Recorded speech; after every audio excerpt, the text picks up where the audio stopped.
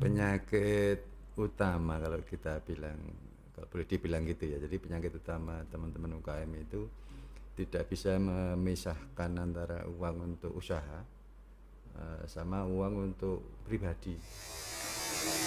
Don't worry.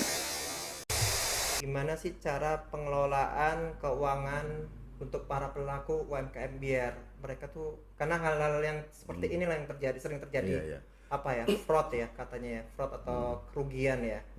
Nah, kalau menurut Bapak alangkah baiknya gimana nih teknis pengelolaannya keuangan? Iya, iya, iya. Jadi gini Mas, penyakit utama kalau kita bilang, kalau boleh dibilang gitu ya, jadi penyakit utama teman-teman UKM itu tidak bisa memisahkan antara uang untuk usaha sama uang untuk pribadi. Jadi mencampurkan itu sehingga uang usaha ikut ke bawah ke pribadi atau mungkin pribadi ikut ke bawah ke usaha. Itu yang kemudian membuat banyak teman-teman UKM itu yang pengelolaannya menjadi kalau boleh dikatakan ya sedikit amburadul lah gitu. Kalau itu menyangkut dana sendiri mungkin masih bisa dimaafkan, tapi kalau kemudian menyangkut dana dari perbankan misalnya yang kita pinjam, ini yang menjadi kesulitan gitu, yang bisa menimbulkan kesulitan di situ. Karena apa? Karena uang yang seharusnya dikelola sebagai modal yang diputar untuk kegiatan usaha, tapi kemudian itu ikut terambil di dalam kebutuhan rumah tangga. Jadi kuncinya sebenarnya adalah memisahkan antara harta yang untuk kepentingan rumah tangga dan harta yang untuk kepentingan usaha. Karena memang secara akuntansi juga memang harus dipisah seperti itu kalau kita berniat mau membuat usaha gitu. Jadi setelah itu kemudian disiplin ya, kita konsisten menjaga itu, konsisten juga, tidak kemudian masuk ke arena-arena yang kemudian bisa membahayakan. Terutama ini kalau saya katakan sekali lagi, kalau itu menyangkut atau ada dana-dana pihak ketiga yang masuk di dalam harta kita, ini yang membuat usaha itu menjadi semakin rumit atau mungkin cenderung bangkrut gitu loh. Financial distress lah mungkin kalau bahasa ininya. Tapi memang itu salah satu kelemahan yang saya temukan di banyak teman-teman kita yang di masih awal usaha, masih di UMKM yang kebanyakan seperti itu. Belum lagi nanti masalah-masalah bagaimana penentuan produknya, harga produknya, kemudian produksinya. Ini juga menjadi problem tersendiri bagi teman-teman di UMKM. Sudah produksi sudah oke, ini semua oke, timbul lagi masalah bagaimana memasarkannya gitu. Memasarkan pun ada persoalan tersendiri bagi beberapa jenis usaha atau bidang usaha yang memang memerlukan pemasaran. Tapi kalau ada beberapa hal lain lagi mungkin lebih mudah dalam memasarkan gitu. Tapi ini kan situasi-situasi yang kita hadapi, dan ini ada banyak area yang terjadi di kita. Ada area-area yang masih ya, kalau dalam berusaha itu ada yang masih bukan 5.0 atau mungkin 4.0, tapi mungkin masih ada yang di ranah 2.0 juga seperti itu. Dan ini ya lumrah lah, tapi apapun itu kan memang perkembangan teknologi cukup membantu kita untuk mencoba memisahkan harta yang untuk usaha maupun harta untuk kepentingan rumah tangga. Kemudian banyak juga aplikasi yang kemudian bisa menjaga kita untuk selalu disiplin seperti itu. Tapi ini kembali lagi ke kemampuan. Tapi kalau kelemahan utama teman-teman UMKM itu yang masih harta sendiri, dikelola oleh diri sendiri, nah itu kadang-kadang suka bercampur-campur itu. Gitu kira-kira seperti itu Mas Ferdi. Nah, kalau boleh tahu nih Pak, prinsip utama untuk pengelolaan keuangan yang benar tuh apa aja prinsipnya nih Pak? Sebenarnya kalau yang benar, yang ini sederhananya aja, yang dicatat gitu aja. Yang dicatat ya? Yang dicatat. Oke. Karena apa? Nah, ini juga salah satu kelemahan juga. Kadang-kadang suka mengabaikan catatan. Karena apa? Karena sibuk dengan marketingnya, karena sibuk dengan produksi, sehingga sampai sore sampai malam lelah, tidur, lupa nggak mencatat. Mas Wadi bisa bayangkan misalnya gini, ini contohnya ibu-ibu misalnya ya kan, hari ini belanja ke pasar, masih tahu harga cabai berapa, tepung berapa, bawang berapa, masih tahu hari ini. Tapi kalau setiap hari belanja ditanya yang 2 minggu lalu, itu pasti akan lupa gitu. Atau yang 4 hari yang lalu dia nggak ingat lagi. Nah ini, maka ini salah satu kelemahan. Artinya apapun transaksinya, entah itu menerima uang atau membayarkan uang, itu dicatat saja gitu. Pokoknya dicatat itu. Itu nanti lebih memudahkan si pihak siapapun, misalnya kalau mau minta bantuan akuntan atau mungkin anak-anak yang masih di SMK pun bisa mereka membuatkan laporan keuangan, misalnya kalau bicara masalah keuangan itu kan. Jadi dengan adanya catatan itu semuanya menjadi lebih mudah untuk diketahui. Entah itu tren bulanannya nanti akan ketahuan, terus siklusnya seperti apa akan ketahuan, kalau ada kejadian apa akan ketahuan, misalnya kan seperti itu.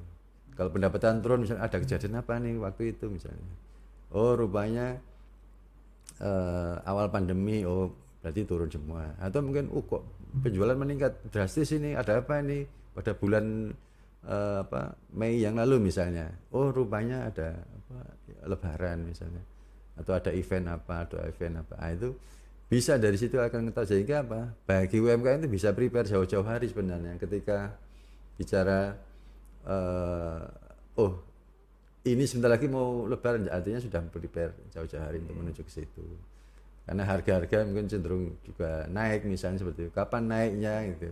Itu dapat dari mana data kenaikan harga? Ya dari data yang kita catat setiap hari itu, yang menjelang terjadinya sesuatu hal kok cenderung naik, maka kita akan menandai itu sebagai ini ada tren. Biasanya kalau seperti ini, maka antisipasinya sebelum itu terjadi kita sudah prepare dulu gitu. Sehingga apa? Selamat dari kenaikan harga gitu. Misalnya nih contoh nih ya, teman-teman UMKM yang jualan makanan, yang mereka menggunakan produk sambal salah satu andalannya misalnya, itu kan bisa mereka itu tahu harga cabai naiknya pada bulan apa biasanya, atau pada event apa, sehingga ketika cabai murah mereka bisa stok banyak gitu. Orang mungkin berpikir ini stoknya macam mana kok bisanya, ada banyak media yang bisa kita gunakan, metodologi teknologi juga bisa. Misalnya ya sudah, cabai itu goreng dulu sebentar, terus kemudian disimpan di frozen gitu, beku, kita simpan beku, itu bisa tahan untuk sampai berbulan-bulan. Kita simpan di freezer kan itu. Ini contoh ketika harga naik udah nggak terpengaruh karena kita punya stok gitu, yang cukup untuk mengantisipasi kenaikan harga itu. Tapi ini kan hanya cara yang sederhana sih sebenarnya, karena kalau yang besar-besar juga mereka melakukan seperti itu, saya rasa seperti itu. Berarti dengan catatan itu kita bisa seperti untuk penjadwalan atau meramalkan stokis termasuknya Pak? Termasuk itu bisa Stok, kita terus tahu. kapan akan terjadi kenaikan harga di bahan, Bisa seperti tahu. itu. Jadi kita tahu ya, bisa menganalisa ya. Iya. Nah, hanya catatan aja, karena soalnya saya pribadi nggak pernah mencatat soalnya, makanya selalu gagal berusaha. Nah, gimana cara pencatatan yang benar Pak? Maksudnya teknis pencatatan yang benar itu seperti apa? Gitu. Jadi sederhana aja, sederhana. Jadi kalau misalnya contoh nih ya, yang saya pernah ketemu itu buku yang ditulis oleh salah seorang sahabat di Kalimantan, itu sudah hampir 30 tahun kala itu. Jadi 10 tahun yang lalu dia sudah 30 tahun menikah. Jadi sejak menikah, setiap hari apapun uang keluar dan masuk ditulis dalam sebuah buku. Disiplin gitu. Sampai itu ya mungkin tinggi sampai 30 cm lah tebal buku catatannya itu.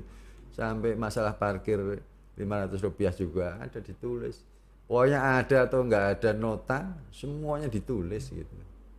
Ditulis itu nanti akan sangat membantu gitu. Nah, makanya tadi saya katakan di depan, kuncinya, salah satu kunci yang utama adalah disiplin. Gitu. Lakukan itu gitu.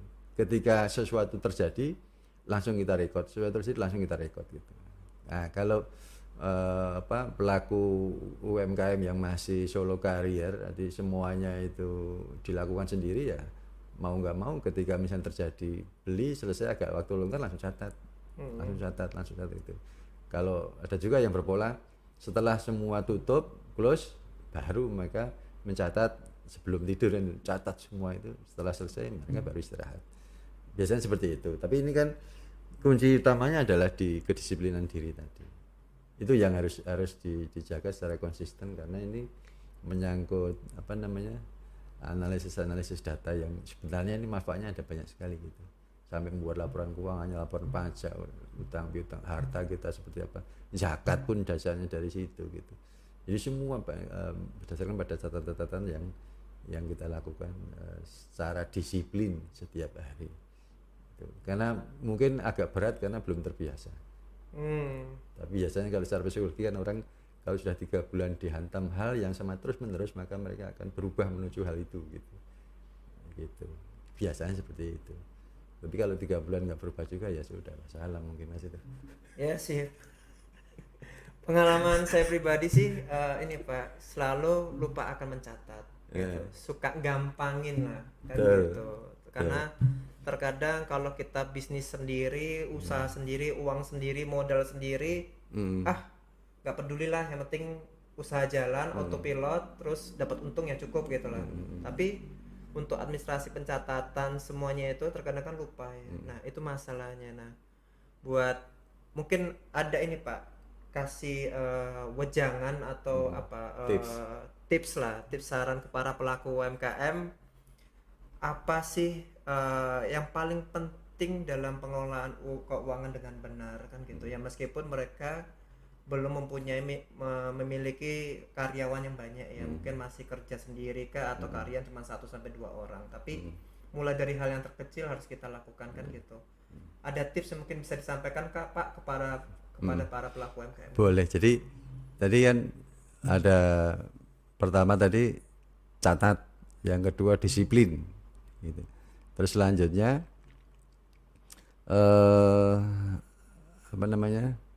setiap apapun itu ya kita harus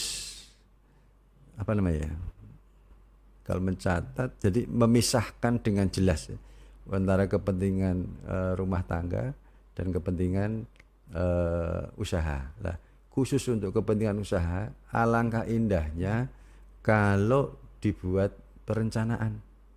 Misalnya gini, aku bulan ini mau menjual total sejumlah 1.000 misalnya. Nah, itu kita catat. Itu namanya perencanaan.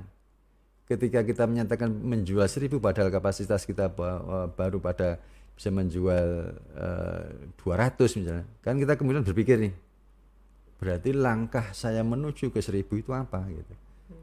Gitu ya. Kenapa itu diperlukan catatan atau rencana kita. Jadi target kita yang di masa yang akan datang itu apa? Itu akan mendorong kita menuju ke sana gitu. Kalau dalam bahasa orang-orang psikologi itu Tuhan akan membawa kita menuju ke titik itu gitu. Gitu. Jadi dan memang ketika kita bicara target itu, maka kita akan mendorong ke arah sana. Ragawi kita, lingkungan kita akan menuju ke sana gitu. Nah, perencanaan itu diperlukan. Misalnya target itu kalau masalah pendapatan, kalau masalah biaya, uang keluar juga ditulis. Gitu. Nah, kadang-kadang itu yang nggak ditulis malah, hanya mencatat fokus ke perolehan uangnya aja. Tapi ketika bicara biaya untuk memperoleh uang itu gitu, itu kadang-kadang malah nggak dicatat. Padahal itu juga faktor yang sangat penting. Jadi misalnya dalam 1 bulan ini saya akan keluarkan uang untuk apa saja gitu. Itu dicatat itu. Karena apa? Karena itu menjadi kontrol kita nantinya. Kalau sampai angka misalnya, ini saya kok tiba-tiba kok melampaui rencana awal ini, di mana salah saya kan gitu. Jadi itu bisa untuk media introspeksi kita, kemudian melihat bagaimana sih sebenarnya kekeliruan langkah yang kita lakukan kan gitu. Jadi perencanaan itu diperlukan di tahap awal sebelum melakukan sesuatu hal sebenarnya, dan itu memang mayoritas ya UMKM itu nggak ke situ gitu. Tapi ini bisa dilakukan sekarang gitu, bisa, dan itu akan mendorong kita menuju ke titik-titik itu. Kalau misalnya kita target 1000, kita akan mencapai 1000, target 10.000 akan mencapai ke sana. Jadi nanti ada satu kebahagiaan tersendiri ketika kita sudah mencapai target itu gitu. Tapi bahagia mencapai target, iya, tapi kita tanya lagi biaya untuk ke sana gimana gitu. Rupanya malah biayanya lebih besar lah, ini yang musibah namanya gitu. Kenapa? Karena rumah biaya lupa nggak kita torehkan dalam catatan perencanaan kita gitu. Walaupun dalam format yang sederhana saja. Misal mau beli bahan, kalau 1000 itu beli bahan kira-kira sekian lah, asumsi harga sekian misalnya, itu bisa. Yang penting ada perencanaan seperti itu. Menurut hemat saya itu juga perlu dilakukan, karena apapun yang direncanakan itu hasilnya akan jauh lebih baik daripada sesuatu yang tidak direncanakan gitu. Karena kita tahu petanya, kalau perencanaan kita tahu petanya gitu. Kita mau nyerang sudah tahu yang mau kita serang di mana gitu, letak posisinya di mana gitu, pelurunya untuk menyerang itu apa, kita sudah rencanakan semuanya gitu.